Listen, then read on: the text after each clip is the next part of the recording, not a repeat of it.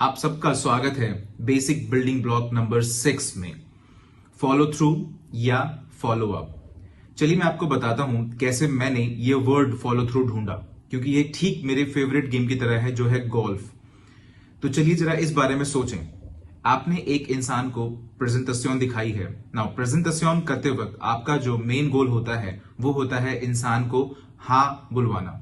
और मेरा मानना है कि आज का जो हमारा ट्रेंड है, इवोल्यूशन की वजह से, रिकॉग्निशन की वजह से, डायरेक्ट सेलिंग इंडस्ट्री की या नेटवर्क मार्केटिंग की, जैसे कि क्यूनेट, लोगों का हमें जो एम्ब्रेस करने का नंबर है वो काफी ज्यादा है। हमारा जो सक्सेस रेशियो है पूरी दुनिया में वो बढ़ता जा रहा है और बढ़ता ही जा रहा है, क्योंकि आज की डेट की जो दुनिया है वो समझ रही है कि एंटरप्रेन्योरशिप का जो बेस्ट तरीका है या फिर एंटरप्रेन्योरशिप का जो एकमात्र तरीका है जो कि एक कॉमन मैन और कॉमन वुमेन के लिए अवेलेबल है उनके अनकॉमन ड्रीम्स के साथ, वो है नेटवर्क मार्केटिंग। और एक अकेली नेटवर्क मार्केटिंग कंपनी जो आने वाले भविष्य में सरवाइव करेगी, ऐसी नेटवर्क मार्केटिंग कंपनी जो 100% ई कॉमर्स है हमारी तरह। लेकिन अगर किसी भी कारण से आप प्रोस्पेक्ट को इमीडिएटली क्लोज नहीं कर पाते हैं प्रेजेंटेशन पे, और प्रोस्पेक्ट कहता है कि मुझे थोड़ा टाइम चाहिए सोचने के लिए, मैं कुछ दिनों बाद आपसे बात करूंगा। अब प्रोस्पेक्ट के इन लाइनों के कई मतलब हो सकते हैं। सबसे पहला है कि वो आपको ना बोल रहे हैं बहुत ही पोलाइट और कल्चरल वे में, मैं आपसे कुछ देर में बात करता हूं, लेकिन वो आपको कभी कॉल नहीं करेंगे।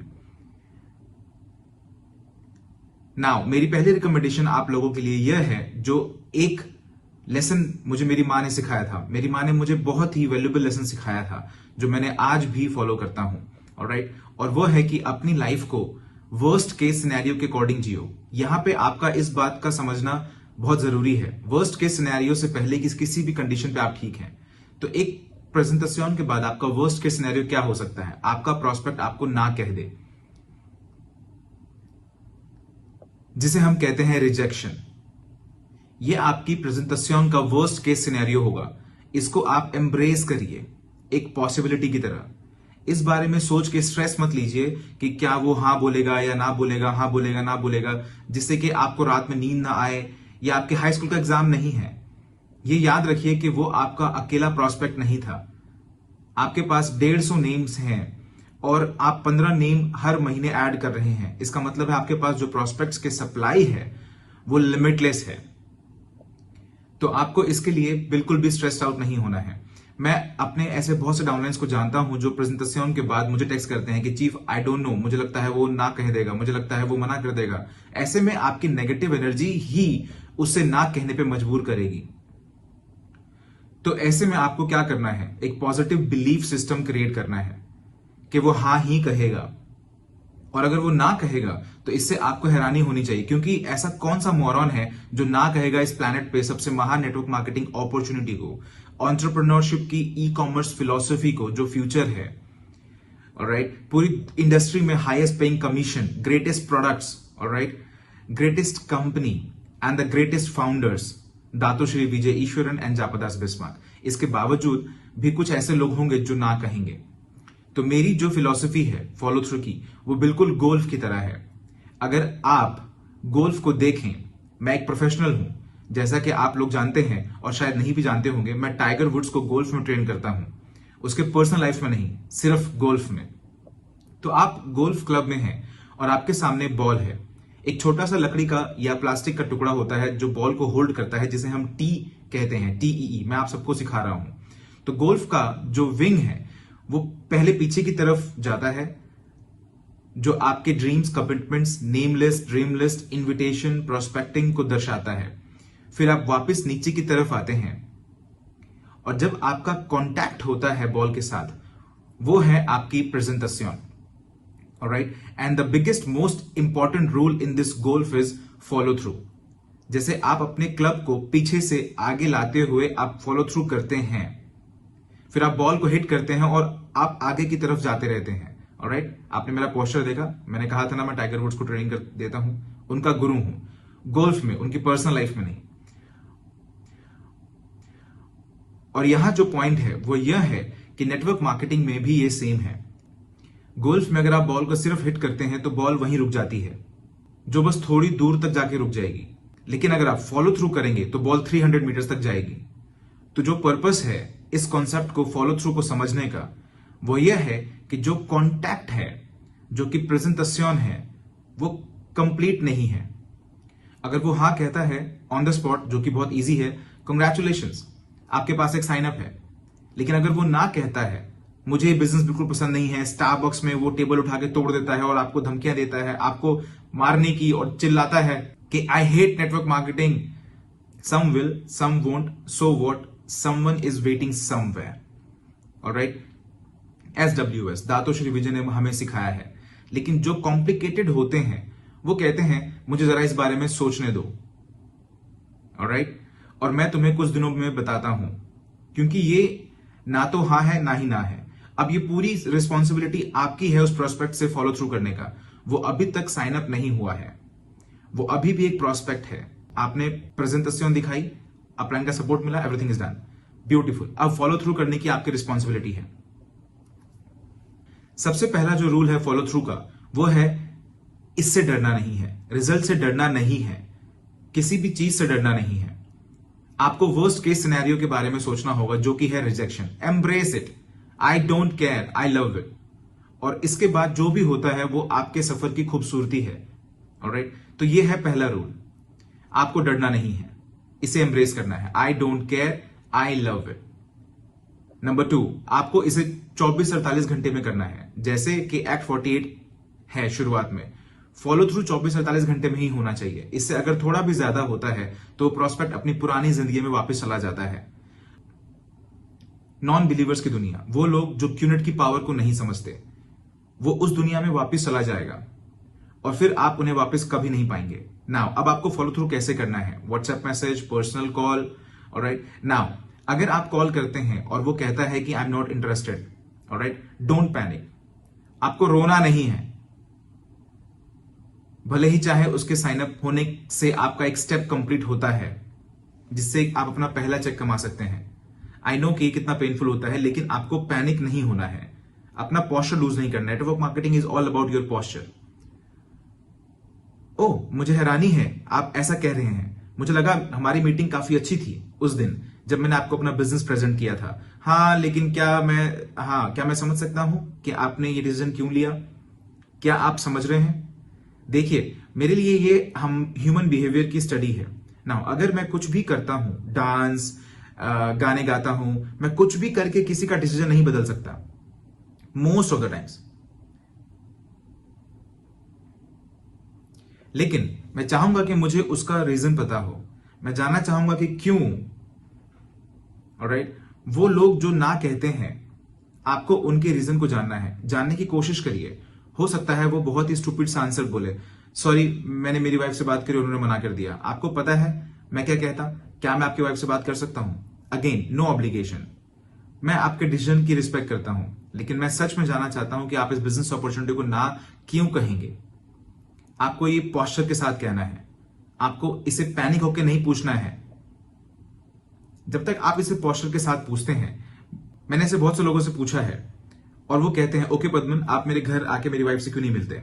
और ऐसे में मैंने बहुत से कपल्स के डिसीजन को बदला है, क्योंकि याद करिए, आपने उन्हें अपने प्रेजेंटेशन में यह समझाने की पूरी कोशिश की थी कि किसी और से बात ना करें जब तक हम नहीं मिलते। लेकिन आज दुनिया बदल चुकी है। जब तक वो स्टारबक्स से निकलेगा, उसने ऑलरेडी क्यूनेट गूगल कर लिया होगा।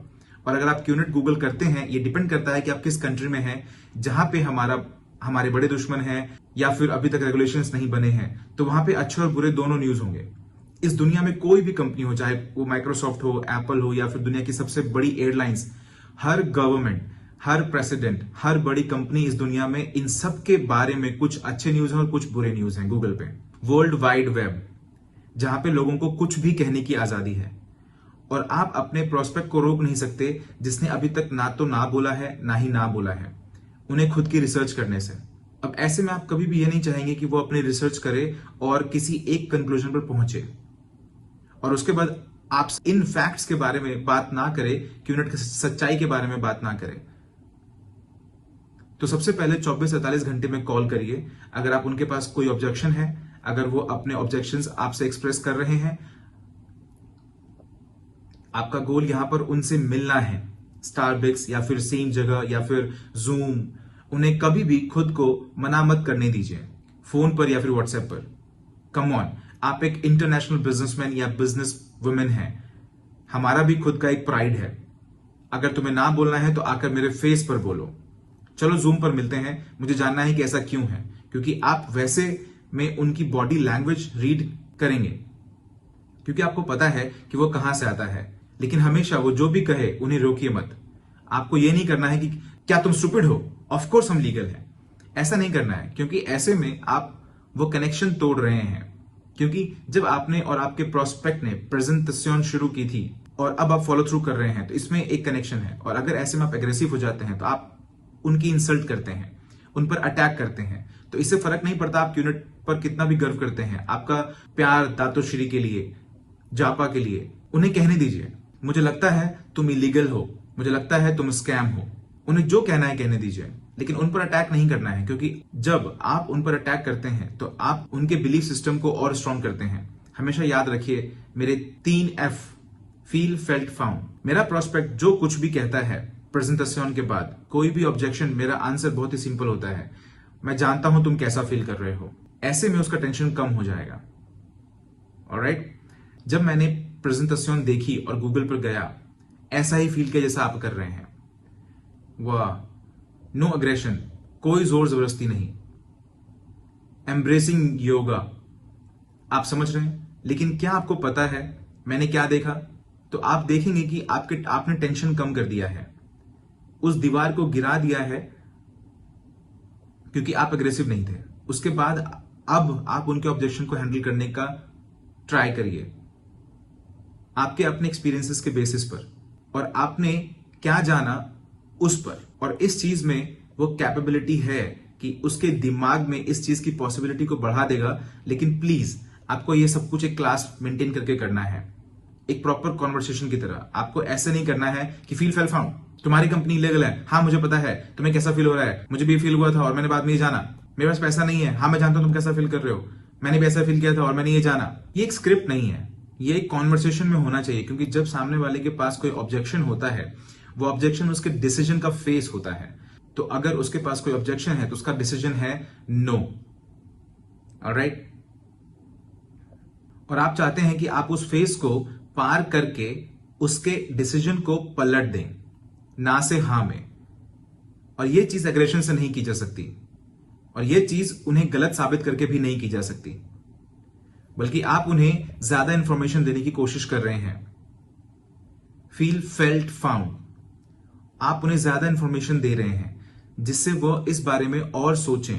और आजकल हर ऑब्जेक्शन का अपना एक अलग आंसर है, आप समझ रहे हैं? और आज के डेट में पैसा ना होना कोई बहुत बड़ा ऑब्जेक्शन नहीं है, क्योंकि कोई भी अगर वो बिजनेस में बिलीव करता है, अगर वो क्यूनेट के पोटेंशियल में बिलीव करता है और आपने उन्हें प्रोजेक्शन में पोटेंशियल इनकम बता दिया है, तो वो ऐसे में हाँ ही बोलेंगे। इलीगल, लीगल बहुत ही कॉमन है किसी भी बिजनेस में आज के डेट में। उनको सिर्फ उन्हें फैक्ट्स प्रोवाइड कराने हैं, इंफॉर्मेशन देनी है, हमारी क्रेडिबिलिटी को उनके सामने बढ़ाना है। QI tower, man city, Kaif, आप समझ रहे हैं, वीकॉन, इतने सारे प्रोडक्ट्स, 20 से ज्यादा साल। ऑलराइट, और पोस्चर मेंटेन करना बहुत जरूरी है। कभी भी आपको उसे जाने नहीं देना है, चाहे आंसर उसका ना ही क्यों ना हो, चाहे वो बार बार ना ही बोल रहा हो। किसी भी प्रोस्पेक्ट को बिना उसके परसेप्शन को करेक्ट किए जाने नहीं देना है, करेक्ट किए बजाय जाने नहीं देना है। मैं आपके डिसीजन का रिस्पेक्ट करता हूं, लेकिन प्लीज मुझे फिर से आपको समझाने दीजिए।